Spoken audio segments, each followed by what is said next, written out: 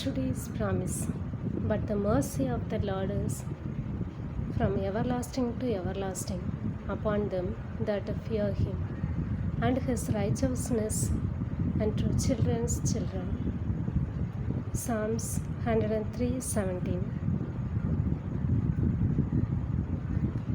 இன்றைய வாக்குத்தத்தம். கர்த்தருடைய கிருபையோ அவருக்கு பயந்தவர்கள் மேலும், அவருடைய நீதி அவர்கள் பிள்ளைகளுடைய பிள்ளைகள் மேலும் அனாதியா என்றென்றைக்கும் உள்ளது. சங்கீதம் 103:17.